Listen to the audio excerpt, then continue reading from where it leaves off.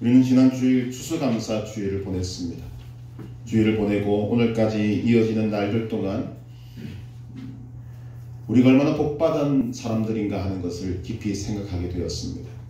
인간이 이 땅에서 받을 수 있는 가장 큰 복이 무엇일까? 그것은 바로 예수 그리스도를 믿고 하나님의 자녀가 된 복입니다. 여러분 다 받으셨기를 믿습니다. 그런데 그 복은 그렇게 큰 복으로 끝나는 것이 아닙니다. 그 복에는 더 많은 그 복의 풍성한 내용들이 그 뒤를 따라서 우리에게 오게 되는 것입니다. 욥기서 8장 7절은 우리에게 이렇게 말합니다. 내 시작은 미약하였으나 내 나중은 심히 창대하리라. 우리는 이런 삶을 살기를 바라고 이런 삶을 사는 사람들을 바라보면 감동을 받게 됩니다. 여러분의 삶도 이렇게 되기를 주님의 이름으로 축복합니다. 그러나 반대로 사람들에게 씁쓸함을 주는 삶도 있습니다. 시작은 화려하지만 마지막은 아름답지 못한 것입니다. 우리에게 무엇을 말해주는가 하면 마무리가 그만큼 중요하다는 것입니다. 하나님의 은혜를 받고 가장 큰 복을 받고 또 그 복에 따르는 수많은 복을 받아 누리지만 그 복을 우리의 생명 다하는 그날까지 끌고 갈 수 있는가? 이 문제가 사실 우리에게 중요한 문제가 되어 있습니다. 왜냐하면 그렇지 않은 마무리가 씁쓸한 그런 인생들이 너무나 많기 때문입니다. 2021년이 한 달 남은 11월 마지막 주일에 이런 아름다운 마무리에 대한 말씀을 함께 나누고자 합니다. 사사기 6장에서부터 8장은 이스라엘을 미디안으로부터 구원한 사사 기드온에 대한 내용입니다. 6장에서는 하나님께서 기드온을 부르시고 7장에서는 하나님께서 기드온에게 300명의 군사를 데리고 13만 5천 명의 미디안을 쳐서 승리하게 하신 내용이 기록되어 있고 8장에서는 그 전쟁의 뒷마무리와 그리고 기드온의 나머지 생애를 우리에게 보여주고 있습니다. 우리가 알고 있는 바와 같이 기드온은 미디안과의 큰 전쟁을 승리로 이끄는 용사요, 믿음의 사람이요, 또한 하나님의 사람이었습니다. 그러나 이 미디안과의 전쟁을 승리로 이끈 후에 자신을 추앙하는 사람들의 요구와 자신 속에 있는 이 교만의 욕망을 통제하지 못해서 안타깝게도 실패한 삶으로 마무리 짓는 씁쓸한 결과를 보여주고 있는 것입니다. 사도 바울은 이렇게 이야기합니다. 갈라디아서 3장 3절에 너희가 이같이 어리석으냐 성령으로 시작하였다가 이제는 육체로 마치겠느냐. 우리가 이런 말씀에 공감할 수 있는 이유는 우리 주변에 이런 사람들이 참으로 많기 때문입니다. 기드온 당시 이스라엘 백성들에게 이 미디안의 압제는 굉장히 힘든 것이었습니다. 물론 미디안의 압제는 이스라엘이 하나님을 버리고 다른 신을 섬긴 우상 숭배의 결과지만 그 결과는 백성들에게 너무 힘든 것으로 다가왔던 것입니다. 그 결과 이스라엘은 부르짖었고 하나님께서는 다시 자비와 긍휼을 베푸셔서 미디안을 물리쳐 주신 것입니다. 그리고 그 중심에 기드온이 있습니다. 하나님께서는 이 미디안과의 전쟁을 통해서 한 가지 분명한 사실을 나타내 보이시기를 원하셨습니다.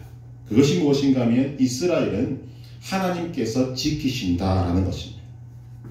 이스라엘이 하나님을 믿고 섬기기만 하면 하나님께서는 이스라엘을 철저하게 지키시고 보호하셨습니다.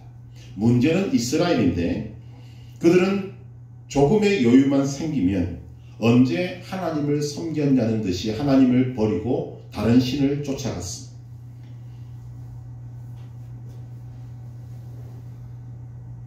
그때마다 하나님께서 이스라엘을 너무나도 사랑하시기 때문에 징계의 채찍을 드셨지만 힘들 때는 하나님을 찾고 하나님으로 인해 평화가 찾아오면 다시 우상에게로 달려가는 이스라엘의 이 모습은 계속적으로 반복되고 있었던 것입니다. 그럼에도 불구하고 하나님께서는 구원의 손길을 베푸실 때마다 하나님께서 이스라엘을 지키신다. 이것을 나타내 보이셨습니다. 그것이 가장 잘 드러난 것이 기드온과 300명 그리고 13만 5천 명의 미디안 군사들과의 전쟁입니다. 미디안이 쳐들어왔을 때 3만 2천 명의 군사가 이스라엘에서 나왔습니다. 그때 하나님께서는 이 전쟁의 성격을 분명히 아시면서 기드온에게 이렇게 말씀하십니다. 사사기 7장 2절에 백성이 너를 따르는 백성이 너무 많은즉 내가 그들의 손에 미디안 사람을 넘겨주지 아니하리니 이는 이스라엘이 나를 거슬러 스스로 자랑하기를 내 손이 나를 구원하였다 할까 함이니라. 지금 하나님께서 생각하시는 것이 무엇입니까? 32,000명과 145,000명은 할만하다 하는 숫자입니다. 그래서 하나님은 공을 하나님이 지키시고 보호하시지만 이 공을 인간 스스로 취할까봐, 즉 교만할까봐 하나님은 이 전쟁의 성격을 규정하시면서 기드온에게 300명만 데리고 135,000명과 싸우게 하신 것입니다. 기드온과 300명은 칼과 창을 가지지 않고 항아리와 횃불과 나팔만 가지고도 전쟁에 이겼습니다. 하나님께서 이기게 하신 것입니다. 그런데 그 과정 속에서 기드온은 하나님의 뜻을 묻지 않고 인간적인 생각으로 그 잔당들을 소탕하게 됩니다. 사사기 7장 23절을 보면 이스라엘 사람들은 납달리와 아셀과 온 므낫세에서부터 부름을 받고 미디안을 추격하였더라. 14만 5천 명의 대군이 자기들 스스로 싸움을 해서 죽고 넘어지는 가운데 달아난 잔당들을 소통하기 위해서 기드온이 누구를 불렀냐면 납달리, 아셀, 온 므낫세, 즉 에브라임 지파의 족속들을 불렀습니다. 그리고는 이 이유 때문에 몇 가지 사건이 발생하게 된 것입니다. 그 첫 번째 사건이 무엇인가 하면 에브라임 사람들의 욕망이 드러나게 되었습니다. 오늘 본문은 아니지만 우리 성경을 한번 같이 읽어보겠습니다. 사사기 8장 1절 말씀. 사사기 8장 1절을 같이 읽어보겠습니다. 에브라임 사람들이 기드온에게 이르되 네가 미디안과 싸우러 갈 때에 우리를 부르지 아니하였으니 우리를 이같이 대접하면 어찌 됨이냐 하고 그와 크게 다투는지라. 아멘. 미디안이 쳐들어왔을 때는 겁을 먹고 꼼짝도 하지 않고 있던 에브라임 사람들입니다. 에브라임 사람들의 이런 모습들을 알고 있었던 기드온은 아예 부르지도 않았던 것입니다. 그런데 전쟁에서 이기고 잔당 소탕에 하나님의 뜻을 묻지 않고 기드온이 이 에브라임 사람들을 부르자 이제는 왜 우리를 먼저 불러서 미디안 전쟁에 참여하지 않도록 했느냐라고 기드온에게 지금 따지고 있는 것입니다. 하나님이 말씀하신 대로 미디안은 우리의 힘만으로도 얼마든지 이길 수 있다는 교만이 드러난 사건이 된 것입니다. 이로 인해서 동족 간의 전쟁이 나기 일보 직전까지 갔던 것이 성경이 이렇게 말하고 있습니다. 그와 크게 다투는지라. 정말 서로 죽고 죽이는 싸움 직전까지 간 것입니다. 서로 공을 내세우기 위해서. 어쨌거나 이것으로 인해서 승리의 공이 하나님이 아니라 에브라임에게로 넘어가게 된 것입니다. 이것이 첫 번째 사건입니다. 두 번째 사건이 무엇인가? 기드온이 구원자가 되었습니다. 오늘 본문 22절을 같이 읽겠습니다. 그때에 이스라엘 사람들이 기드온에게 이르되 당신이 우리를 미디안의 손에서 구원하셨으니 당신과 당신의 아들과 당신의 손자가 우리를 다스리소서 하는지라. 아멘. 하나님이 이 전쟁의 성격을 말씀하셨습니다. 우리가 미디안을 이겼다는 소리가 안 나오게 하신 것이 하나님의 뜻이었고 목적이었습니다. 그런데 막상 전쟁이 끝나고 나서 사람들의 도움을 받고 나니까 하나님이 아닌 기드온이 구원자가 되었습니다. 하나님이 드러나신 것이 아니라 기드온이 드러나게 된 것입니다. 이렇게 하나님이 아닌 기드온이 드러나고 나니까 이스라엘 사람들은 기드온을 향하여서 우리의 왕이 되어 달라고 한 것입니다. 이것은 이스라엘의 욕망을 나타낸 것입니다. 이스라엘은 왜 왕을 요구하는가? 우리는 이후에도 말씀들을 보게 되겠지만 이스라엘은 끊임없이 왕을 요구합니다. 겉으로 보기에는 기드온이 큰 일을 했기 때문에 미디안을 내쫓고 자유를 되찾아준 것에 고마워하고 감사하는 마음으로 기도를 세우는 것 같지만 속으로는 눈에 보이는 안전빵을 요구하고 있는 것입니다. 왕을 구하는 자체, 그 자체는 하나님이 나중에도 말씀하시지만 하나님을 버리겠다는 말과 똑같은 것입니다. 사실 지금까지 이스라엘은 왕이 없는 것이 아니었습니다. 눈에 보이지 않았을 뿐입니다. 하나님은 처음부터 이스라엘의 왕으로 계셨고 왕으로서의 책임을 다하셨습니다. 그런데 이스라엘 백성은 눈에 보이는 안전함을 추구하고 있는 것입니다. 그 결과 왕을 요구하고 그 결과 하나님을 버리게 되는 것입니다. 이스라엘 백성들이 왕을 구하는 것이 왜 욕망인가? 이들 속에 숨겨있는 또 다른 뜻이 있기 때문입니다. 왜 이들이 왕을 요구하는가? 죄를 좀 마음대로 짓고 싶다는 것입니다. 이스라엘이 왜 힘들어집니까? 죄를 지었기 때문입니다. 하나님께서 눈에 보이시지는 않지만 왕으로서 이스라엘을 정말 지키고 보호하시는 데는 한 가지 조건만 갖추면 됩니다. 이스라엘 백성들이 하나님을 믿고 순종하면 되는 것입니다. 그런데 하나님을 버리고 죄를 지으면 영락없이 징계가 오는 것, 이것을 사람들이 생각하니까 답답한 거죠. 자신들을 바라보니까 죄를 안 짓고 살 수는 없고 죄를 짓고 보니 징계는 당하고, 그러니까 죄를 짓고 나서도 안전하게 보이는 이방 왕들과 같이 우리도 왕을 좀 세워놓고 하나님만이 아닌 좀 다른 방법으로 죄를 짓고도 안전하게 우리를 보호할 수 있는 이런 군대나 성곽이나 이런 것들을 좀 갖고 싶다. 그래서 지금 이스라엘 백성들의 마음속에는 욕망이 왕을 요구하는 것으로 드러나게 되는 것입니다. 우리는 이 이스라엘의 요구를 들으면서 우리 속을 한번 바라보아야만 합니다. 우리도 마찬가지이기 때문입니다. 하나님을 믿고 하나님의 말씀에 순종하면 하나님께서 모든 믿는 자들의 모든 것을 책임져 주시는 것은 사실입니다. 여러분 믿으시기 바랍니다. 우리가 하나님을 정말 신뢰하고 믿고 의지하고 말씀에 순종하는 삶을 살기만 하면 하나님께서 우리의 모든 삶을 책임져 주십니다. 그런데도 불구하고 오늘 우리의 마음속 한 구석에는 뭔가 의지할 만한 것이 있어야 한다는 생각이 끊임없이 올라오게 되는 것입니다. 실질적인 예를 들자면 이런 거죠. 왜 사람들이 소위 영끌에서 집을 삽니까? 전세 월세 쫓겨다니기 싫다는 것입니다. 생각만 해도 맞지 않습니까? 전세 월세 쫓겨다니는 것보다 집에라도 한 채 있으면 무언가 인생이 든든할 것 같습니다. 아무것도 모아놓지 않고 저축도 하지 않는 사람보다 보험이라도 들어놓고 저축이라도 해두면 없는 것보다는 나은 것이 우리의 생각입니다. 사실 하나님을 믿고 순종하는 하면 우리의 삶에 어떤 일이 일어난다 하더라도 하나님께서는 도와주십니다.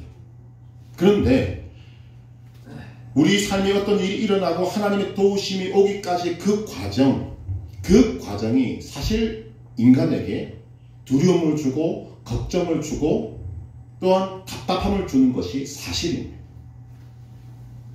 일이 발생하고 하나님 도우시는 그 과정 속에서 인간은 많은 마음고생을 하고 또한 그 안에 있는 불안함, 이런 것들을 달래기 위해서 무언가 조금이라도 의지할 만한 것이 있으면 좋겠다고 생각하는 것은 어쩌면 인간의 본능이라고도 할 수 있습니다. 물론 하나님은 그것을 하나님을 전적으로 신뢰하는 믿음으로 이겨내라고 말씀하시지만 인간은 끊임없이 이런 욕구에 휘둘리게 되는 것입니다. 이런 일들을 겪어보니 이스라엘 백성들은 이런 방법으로 기드온에게 왕이 되어 달라고 요구하는 것입니다. 그래서 이것이 욕망의 표현이라고 하는 것입니다. 여러분 아니라고 말씀하실 수 있겠습니까?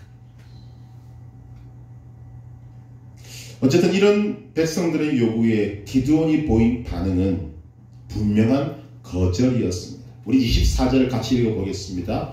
사사기 8장 24절. 내가 너희를 다스리지 아니하겠고, 같이 읽으십시다. 내가 너희를 다스리지 아니하겠고 나의 아들도 너희를 다스리지 아니할 것이요 여호와께서 너희를 다스리시리라. 아멘.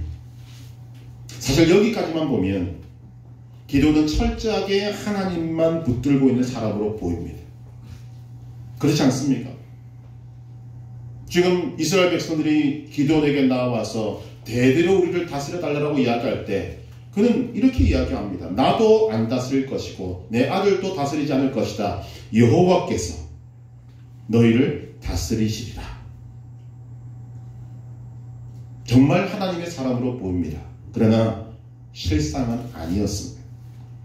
이후에 보인 기드온의 삶의 모습은 하나님을 믿는 사람의 모습이 아니었습니다. 백성들의 요구에 기드온은 거절합니다.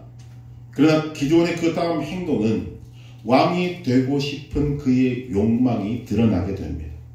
즉 기드온의 말과 행동이 달랐던 것입니다.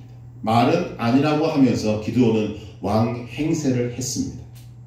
결국은 이스라엘 백성들의 욕망은 드러난 욕망인 반면에 기드온의 욕망은 감추인 욕망인데 이 욕망과 욕망이 부딪혀서 교만의 욕망의 구렁텅이에 빠져들어가고 만 것입니다.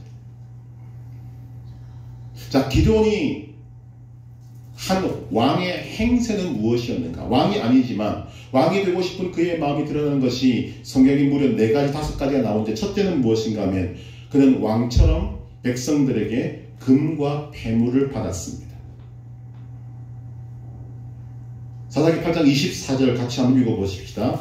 기드온이 또 그들에게 이르되 내가 너희에게 요청할 일이 있으니 너희는 각기 탈취한 귀고리를 내게 줄지니라 하였으니 이는 그들이 이스라엘 사람들이므로 금 귀고리가 있었음이라. 아멘. 자, 하나님이 전쟁을 이기셨습니다. 기드온이 한 것은 백성들을 데리고 나간 것밖에 없습니다. 그런데 왜 기드온이 예물을 받습니까? 받는 정도가 아니라 지금 기드온 스스로 백성들에게 요구하고 있습니다.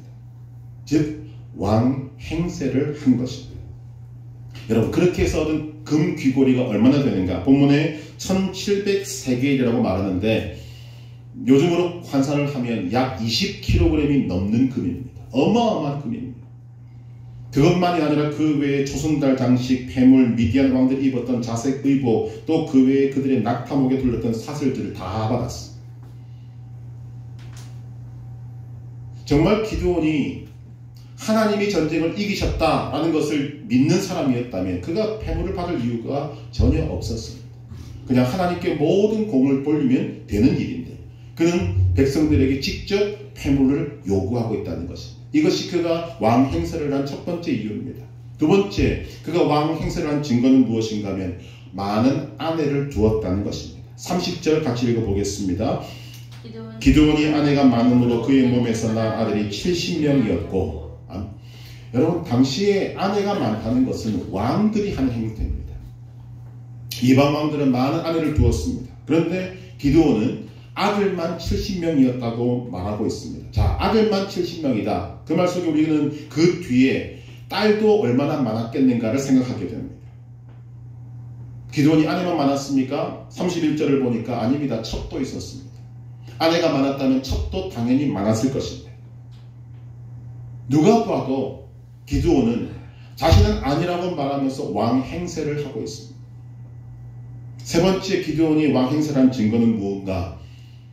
왕 행세보다 더 넘어갑니다. 기드온은 제사장도 되고 싶어 합니다. 즉 높아지고 싶은 것입니다.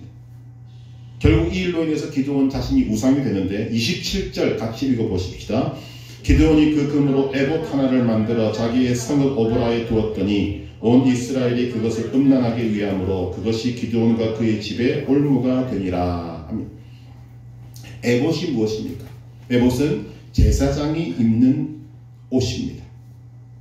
제사장이 여러 가지 색실로 짠 굉장히 화려한 옷으로 제사장만 입는 옷입니다.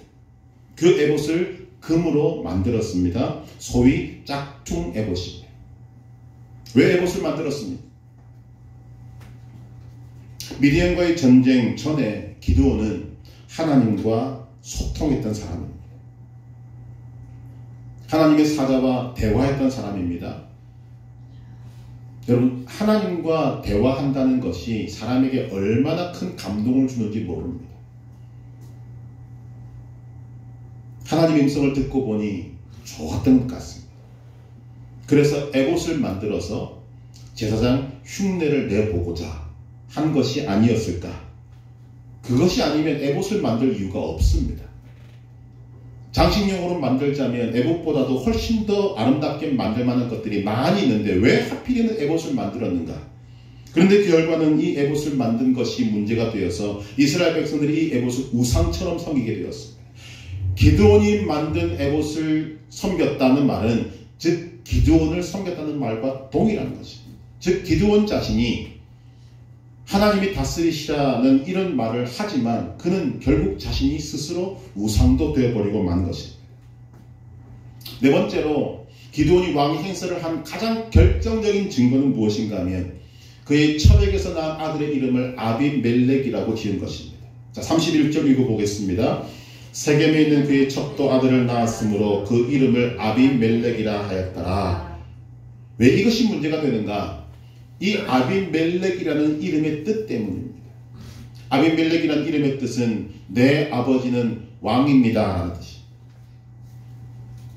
아들을 하나 낳아놓고 그 아들 이름을 아비멜렉이라고 지었습니다. 내 아버지는 왕입니다. 백성들 앞에서는 내가 너희를 다스리지 아니하겠고 나의 아들도 너희를 다스리지 아니할 것이요 여호와께서 너희를 다스리시리라 했던 이 기드온은 아들의 이름을 아비멜렉으로 지으면서 내가 왕이다 라는 것을 은근히 비추고 있는 것입니다. 성경을 아무리 뒤져봐도 이 미디안과의 전쟁은 하나님의 은혜와 섭리와 역사로 이긴 전쟁입니다. 그러나 그 결과는 하나님을 잊고 스스로 자랑할까 할까 하는 하나님의 염려가 현실이 되고 말았던 것입니다. 하나님의 영광을 가로채게 되었고 인간을 지나치게 높이는 것이 하나님을 버리고 다시 죄악의 길로 들어서게 만드는 올무가 되어버리고 만 것입니다. 여러분 이런 사실을 우리가 잘 보아야 됩니다. 왜 이렇게 되었는가? 첫째, 본문에 등장하는 바와 같이 사람을 높였기 때문입니다. 사람을 지극히 높였기 때문입니다. 하나님은 철저하게 이 전쟁의 성격을 규정하시면서 사람이 한 것이 아님을 나타내기를 원하셨는데 이스라엘 백성들은 하나님이 아닌 기드온을 구원자로 여겼고 기드온이라면 앞으로도 자기들을 외세의 공격에서 지켜줄 수 있겠다라고 생각한 것입니다. 그래서 기드온에게 대대로 이스라엘을 다스려 달라고 왕이 되어 달라고 요청했습니다. 여러분 이것은 하나님의 뜻에 전면으로 부딪히는 것입니다. 하나님의 뜻과는 전혀 상관없는 것입니다. 기드온을 높이는 것, 사람을 지나치게 높이는 것은 하나님의 뜻에 맞지 않는 것입니다. 우리 역사를 보면 나라를 구한 사람도 있고 민족을 구한 사람도 있고 가정을 구한 사람도 있고 뭐 위인을 대자면 어마어마하게 많이 있을 것이지만 어떤 사람이라도 지극히 높이는 것은 결과적으로 하나님을 버리는 것이 된다는 것입니다. 하나님의 뜻과 상관없이 기드온을 높여 왕으로 삼으려는 것, 이것은 하나님을 버려 하나님이 자신들의 왕이 되지 못하는 것과 동일한 것입니다. 우리가 분명히 기억해야 할 것은 아무리 큰 일을 하고 아무리 위대한 사람이라도 하나님을 대신할 수는 없는 것입니다. 여러분들의 중심에 이 중심이 정말 바르게 세워지기를 바랍니다. 두 번째로 왜 이런 일이 벌어지게 되었는가? 욕망을 물리치지 못했기 때문입니다. 이스라엘 백성들은 기드온을 왕으로 만들어서 자신들이 유익을 보고자 했습니다. 즉 자신들의 욕망을 기드온을 통해서 풀려고 한 것입니다. 기드온은 겉으로는 아닌 척했지만 속으로는 왕이 되고 싶은 욕망에 가득 찼습니다. 그것이 행동으로 나타나게 된 것입니다. 인간의 욕망이 충돌했을 때 절제할 수단이 없으니 욕망에 휘둘리게 된 것입니다. 그 결과 하나님을 버리게 되는 것입니다. 여러분 사실 절제할 수단이 없는 것이 아닙니다. 이스라엘 백성들이야 그렇다 하더라도 기드온이라도 하나님 앞에 겸손히 엎드렸으면 그는 이런 교만의 욕망에 휘둘리지 않을 수 있었습니다. 그러나 그는 그렇게 하지 않았다는 것입니다. 바로 여기에 문제가 있습니다. 왜 오늘 이 말씀이 우리에게 중요한가?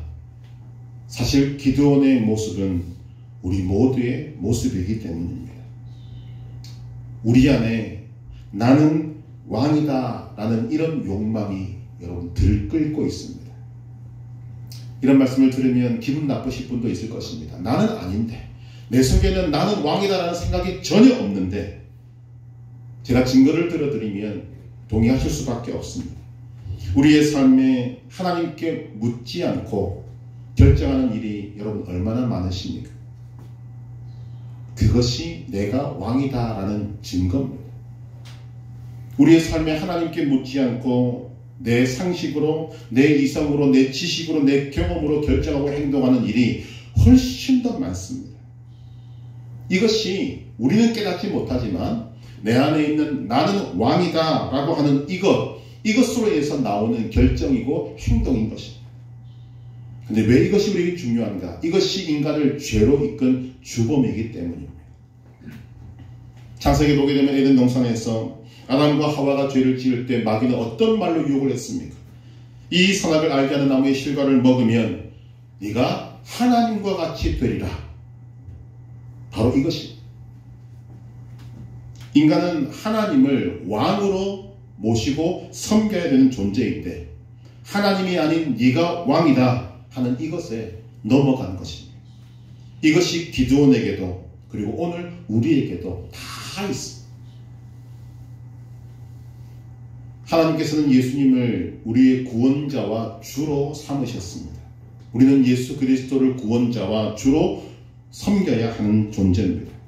예수님이 주님이시라면 우리는 종입니다. 물론 백성이고 자녀이지만 엄밀히 말하면 종이 맞습니다. 종은 주인의 뜻대로 살아야 하는 것입니다. 그렇게 하기 위해서는 주인의 뜻을 끊임없이 물어야 하고 주인의 뜻대로 행해야 합니다. 그것이 우리의 신분이고 그것이 우리가 살아가는 삶의 위치인 것입니다. 다시 한번 기억해야 될 단어가 떠오르지 않습니까? 히네니라는 것입니다. 히네니. 여러 번 강조해도 부족함이 없는 단어. 한번 따라 하십시다. 히네니. 히네니. 주님 내가 여기 있습니다. 말씀만 하옵소서 순종하겠습니다. 이런 것들을 다 담아서 말하는 것이 히네니입니다.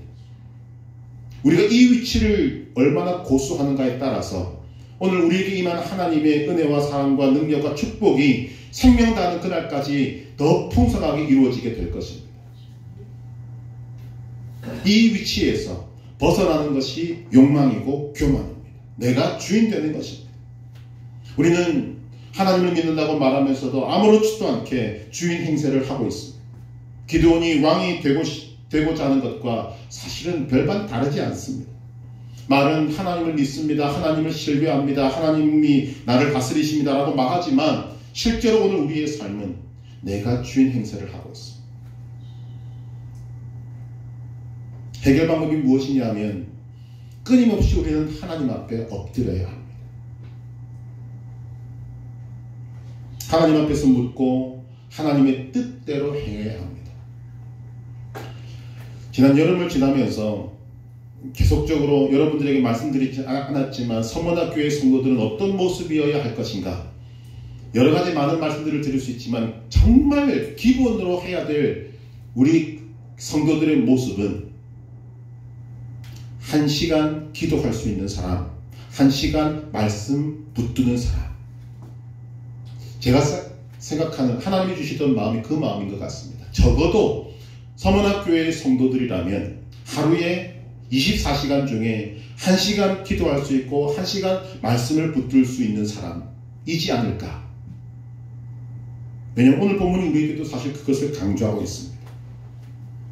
우리가 미디안과의 전쟁 전과 후의 기드온의 모습을 보면 확연하게 드러난 것이 이 부분입니다.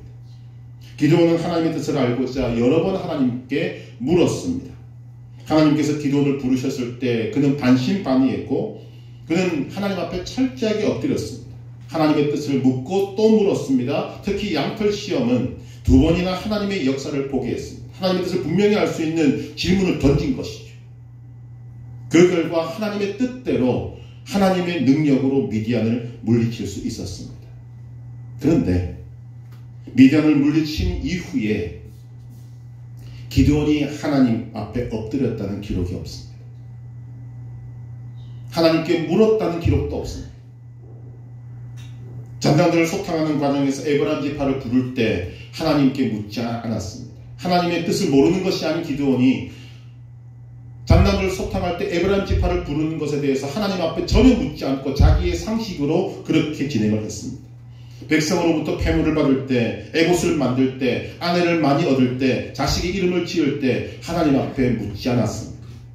자신의 생각으로 했고 지식으로 했고 보고 들은 것으로 결정하고 행동했던 것입니다. 우리는 예상해 볼 수 있습니다. 하나님께 물었다면 그는 아마 패물을 받지 않았을 것입니다. 하나님께 물었다면 에봇도 만들지 않았을 것이고 아내도 그렇게 많이 얻지 않았을 것이고 자신의 아들의 이름을 아비멜렉이라고 정말 교만한 이름으로 짓는 이런 일도 일어나지 않았을 것입니다. 우리가 기도를 통해서 볼 수 있는 것이 바로 그것입니다. 하나님의 뜻을 묻고 그 앞에 겸손히 엎드렸을 때 그는 하나님의 쓰임을 받았고 위대한 전쟁의 승리자가 될 수 있었습니다. 그러나 그 전쟁 이후에 그는 하나님의 뜻을 묻지 않았고 그 결과 불순종했고 그 속에서 자신의 들끓는 욕망을 주체할 수 없이 드러낼 수밖에 없었던 그런 삶을 살게 된 것입니다. 결국 하나님과의 관계가 끊어지니 하나님과의 친밀한 관계가 단절되니 교만의 욕망에 휩쓸려 들어가고 만 것입니다. 기도는 교만의 욕망을 물리치지 못해서 결국은 스스로 우상이 되어버리고 말았습니다. 여러분, 남의 일이 아닙니다. 오늘 우리는 이 소용돌이 속에 살고 있는 것입니다. 하나님은 오늘 우리에게 기도원의 모습을 바라보면서 성령의 자극을 받으라고 말씀하십니다. 오늘 우리 안에도 기도원과 동일한 나는 왕이다라는 욕망이 들끓고 있습니다. 교만이 들끓고 있습니다. 이것을 나의 힘으로 억누를 수 있는 방법이 이 세상에 없다는 것이 문제입니다. 오직 하나님만이 이 욕망을 제어해 주실 수 있습니다. 그래서 우리는 하나님 앞에 나아가서 엎드려야 하는 것입니다.